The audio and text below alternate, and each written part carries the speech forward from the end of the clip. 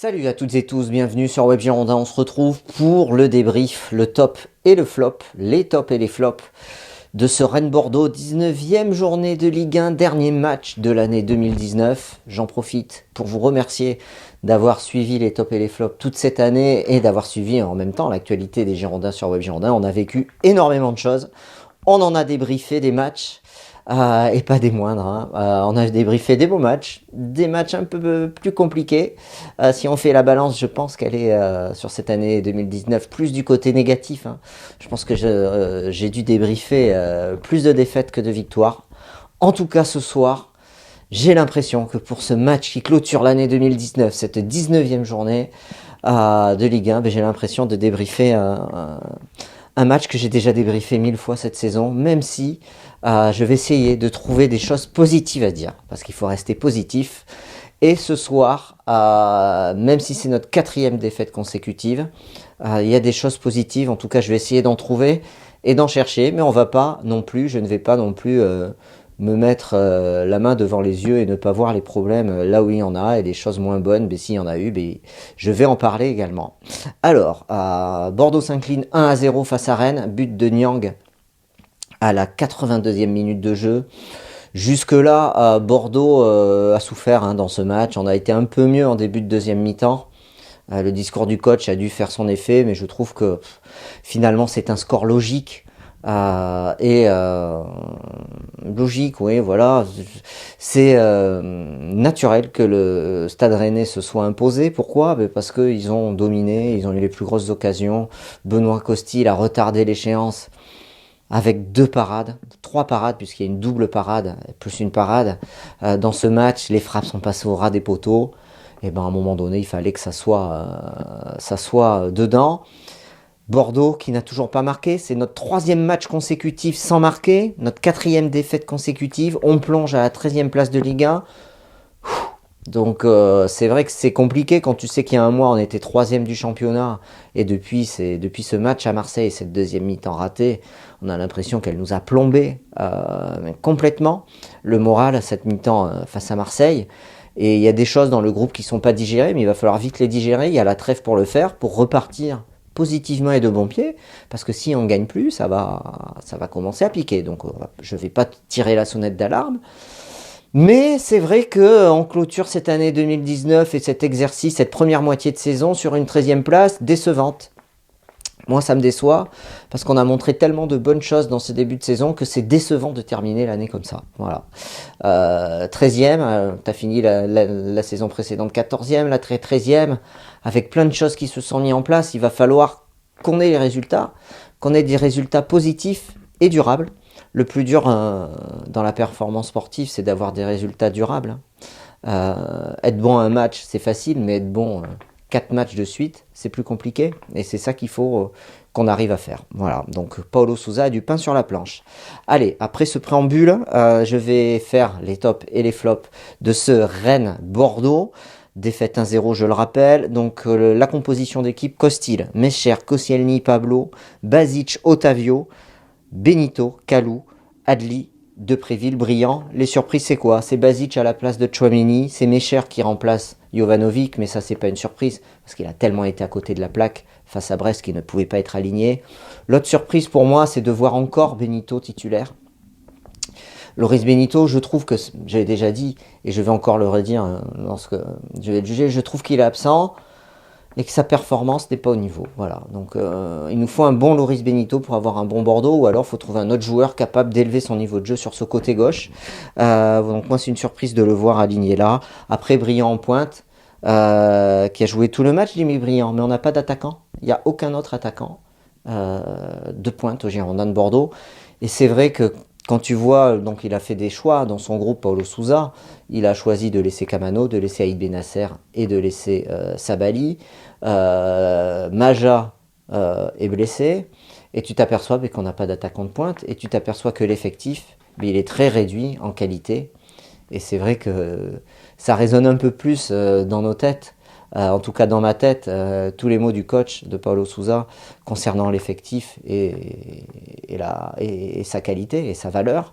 Et c'est vrai que là, quand tu joues un club comme Rennes, Même si il y a un peu mieux dans l'état d'esprit, c'est mieux, mais on est limité individuellement et collectivement, je trouve. Et c'est vrai, c'est à se demander si on n'était pas en sur-régime. Voilà. Sur les semaines précédentes. Allez, top et flop. Benoît Costil dans les tops, évidemment. Benoît Costil, il est dans les tops. C'est lui qui nous maintient en vie jusqu'à la 90e minute et l'ouverture du score de Niang. Sans sa double parade à la 70e minute, double arrêt magistral. Hein. C'est beau, vous reverrez le ralenti si vous ne l'avez pas vu, comment il se détend. Et il reste bien en place. Alors il est couché, l'attaquant reprend aussitôt. Et il la sort également. Il fait une parade à la 29e, également face à Niang. Au top Benoît Costil, rien à dire sur sa performance sportive. Mais cher, trouvé bon défensivement. Le but vient de son côté, mais bon, on était tellement débordés que, bon voilà, il fait un match plutôt correct. Koscielny, match correct, ni plus ni moins. Voilà. Ils se font dans la masse, j'ai envie de dire. Et c'est vrai que bon, il fait la grimace à la fin du match et il a raison de faire la grimace parce qu'on est 13e. Et je pense que c'est une grosse déception pour les joueurs et pour le groupe aussi parce qu'on méritait mieux. Et je pense que quand tu as Koscielny dans ton 11, ben, tu peux pas te permettre de jouer une 13e place. Quoi. Il va falloir renforcer cette équipe. Pablo, il concède un corner idiot en première période sur une mauvaise appréciation de balle. Je me suis dit, ça y est, on va encore se faire sanctionner d'un but après une erreur de Pablo. Eh bien non, ça n'a pas été le cas. Sur le reste du match, il a été très solide dans les duels, il a été impeccable. Dur sur l'homme, du bon Pablo. Moi, j'ai trouvé qu'il avait fait plutôt un bon match. Basic, je l'ai trouvé bien dans son match. Je me demande s'il n'a pas franchi un palier. En tout cas, j'ai trouvé bien dans son match du jeu vers l'avant, de l'agressivité, de l'intensité. C'est pas un top, mais il fait un match plus que correct. Remplacé par Punjé à la 87e. Otavio, une frappe au-dessus à la 51e. Après, dans le placement, parfois, s'est fait un peu aspirer.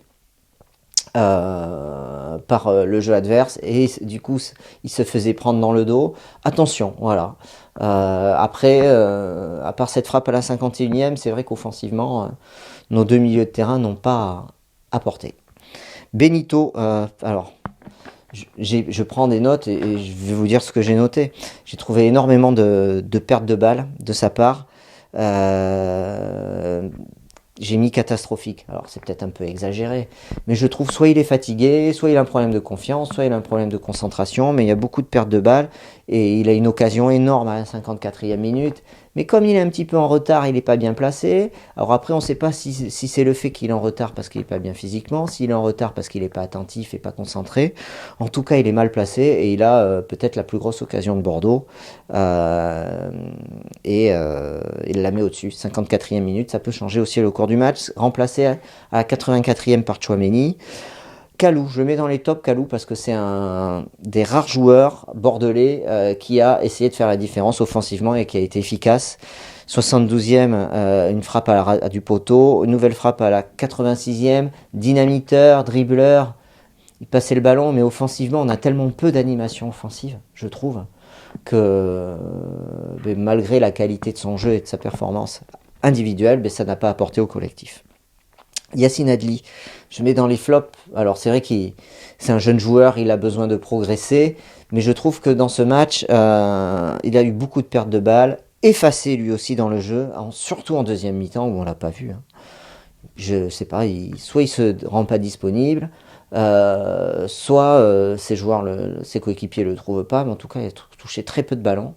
En première mi-temps, il a essayé d'orienter le jeu, mais bon, beaucoup de pertes de balles. Il a tout de suite les défenseurs adverses et le milieu de terrain sur lui.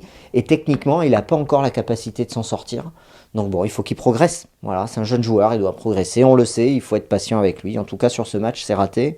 Remplacé par Cafou à la 67e. Nicolas Depréville. Je pense qu'il est fatigué. Il faudrait qu'il souffle. Mais tu t'aperçois que si tu fais souffler Depréville, sur le banc, t'as plus grand monde. Hein. On n'avait pas Wang en plus qui est reparti en Corée. Donc, t'es limité dans ton effectif. On a un effectif hyper limité en fait. On a beaucoup de joueurs, mais peu de qualité élevée pour rivaliser, comme le dit si bien Paulo Sousa, avec les équipes du top 6, du top 7. Quoi. Voilà, donc et on voit que Rennes est 3e ou 4e ce soir. Mais on est en dessous. Même si on a fait un match sérieux et appliqué, on est en dessous. Et Nicolas Depréville, il a besoin de souffler. Et il a fait quelques frappes, il s'est bien battu. Mais c'est un match très moyen de sa part au final. Jimmy Briand, j'ai mis dans les flops. Jimmy Briand, c'est vrai on sait qu'il est pas rapide. Un match compliqué, il a peut-être des micro-opportunités dans la surface, mais bon, il n'arrive pas à les saisir. Il est lancé en profondeur, il arrive dans la surface, mais son contrôle, sa conduite de balle est ratée. Le ballon part à 1 mètre, il perd le ballon. Voilà, donc bon, c'est un match raté aussi pour lui. Cafu, j'ai rien à dire sur son entrée, je trouve qu'il a rien apporté. Tchouaméni aussi. Et Punje aussi. La différence aussi, je trouve, c'est que quand donc les coachings ont été faits avant le but, hein, des deux côtés, côté bordelais, côté rennais, c'est que le coaching rennais a apporté et le coaching bordelais n'a rien apporté. Voilà. Donc Rennes a fait la différence sur son coaching. On voit que les deux rentrants, Favlentiet et l'autre rennais dont le nom m'échappe, ont fait la différence. Voilà. Ils sont impliqués sur le but. Côté bordelais, le coaching n'apporte rien. Et ça, dans un match, ça fait souvent la différence. Voilà, au niveau des choix du coach, j'ai rien de plus à ajouter. C'est la déception après cette défaite face à Rennes. Voilà, donnez-vous aussi votre avis.